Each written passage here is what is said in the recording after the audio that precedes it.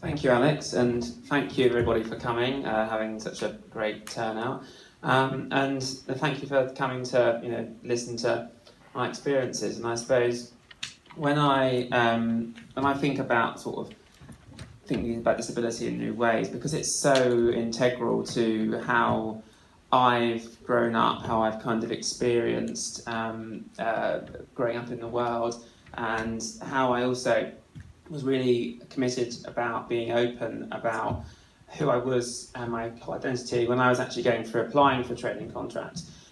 It's something that's very much bound up as well in the journey that I took into the legal profession, and in fact my wider Court of Educational journey before that.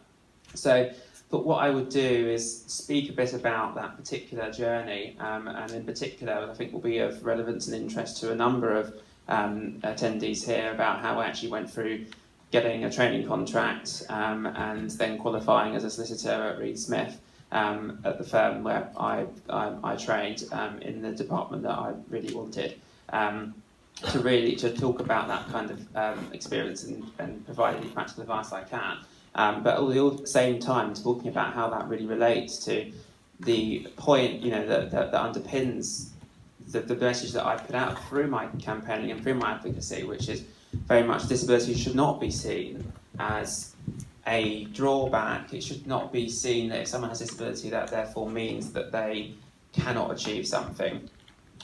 People should be looked at for their own merits. Individuals should be recognised for their own talents. Somebody having a particular disability or a condition or neurodivergent way of thinking, as many conditions like autism, as I'll speak about, are now increasingly classified as can bring advantages in different areas. And so it's very much about looking holistically at that whole individual, and I think that's very underpins sort of the main message that I aim to get out.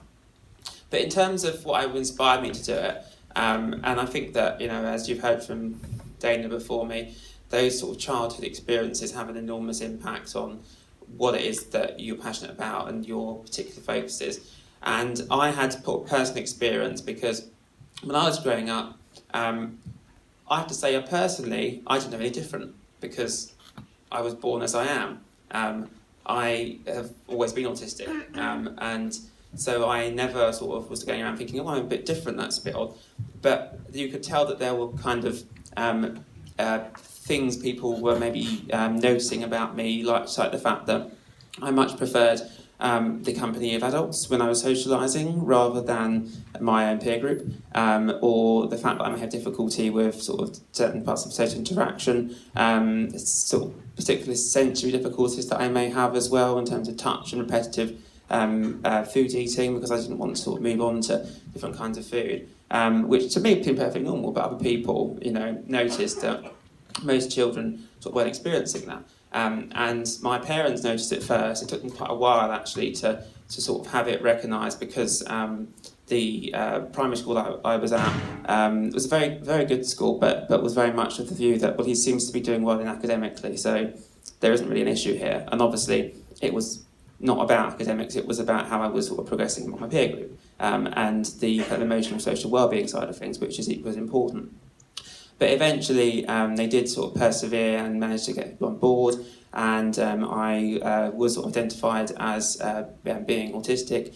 And their attitude, actually my family's attitude, was very strong and brilliant, and sort of impacted how I then saw myself for the rest of my childhood and adulthood and ever since, because there was not a sense that I was less of somebody because of this. It was more seen as recognising who I always was. And it was a kind of being able to see and understand better the person that I'd always been, and recognising where there may be challenges, but equally where there may be strengths. So I always had this ability to, if I found something very interesting, really focus on it and really go into great depth and detail.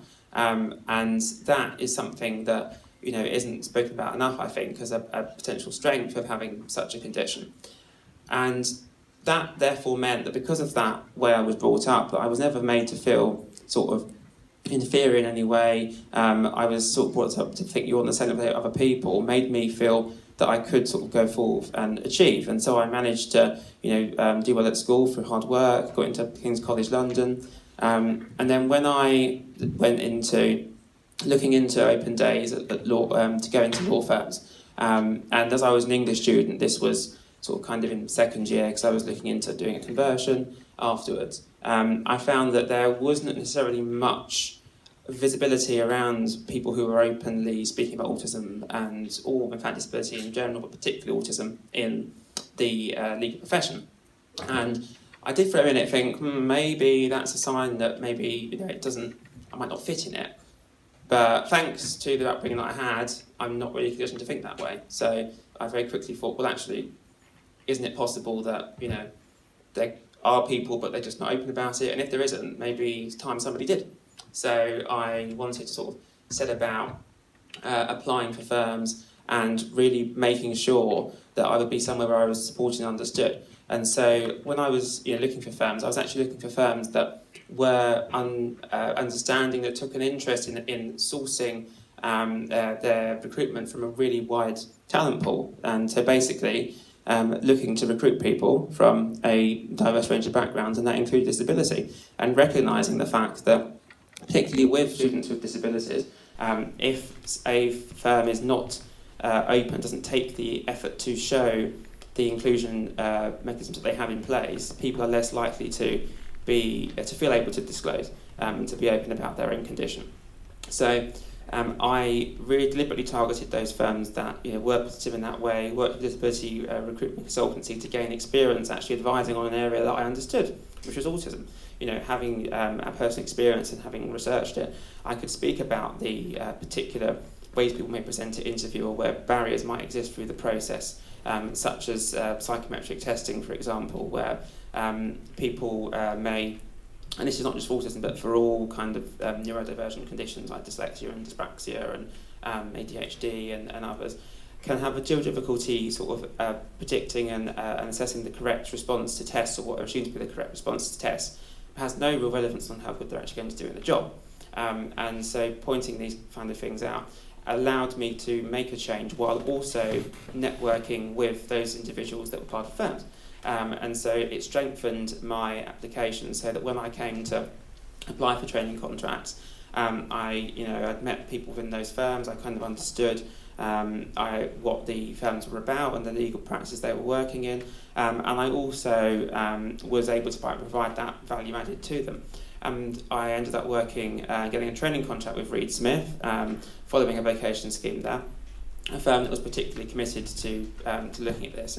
And since then, I've really been very keen to take part in as many events as I can, and speaking events to show the visibility of autistic and disabled people within the legal profession, and to show why other people should be able to do so as well, and had some very positive results. There's way more to do, but we've had others that are identified autistic, and many others who identify as having different forms of disabilities that are able to that have actually received training contracts since and qualified. So that's been like an incredibly powerful way in which, when I speak about disability, it's incredibly crucial in terms of the practical side of it. But also, just to kind of give a few points around why we need to think differently about disability more broadly before at the end of my speech, is when you consider that people often hear disability, or they hear a particular disability like autism, for example, or dyslexia, and instantly people often will think, oh, what can't they do? This is going to mean more hassle for me and more red tape, etc., or it will just take a lot more managing. And there are adjustments that might need to be made, like making sure instructions are particularly clear and prioritisation is being made particularly clear. But those things don't particularly cost very much, certainly not for neurodiverse conditions. And actually, they can be a great benefit to people who are not neurodiverse. And actually, what you tend to find is often when an adjustment is proposed for somebody who has a disability, there can be this sense of, oh no, well, this is impossible, it won't work that way, it's not how we work. But then that same kind of flexibility, once people try to start to look at it, actually find it works much better more broadly. I mean, take, for instance, the idea of somebody with a chronic condition who might need to work from home a number of times a week, which might provoke sort of the attitude that, oh, we can't do that. But suddenly, when people are working from home more regularly because of a coronavirus outbreak, it's kind of just, we're going to have to work through it, you know. And so often those kind of adjustments that benefit disabled people often benefit everyone else, which is why by investing in inclusion for disabled people, you can really benefit the whole profession and the whole society. Thank you very much.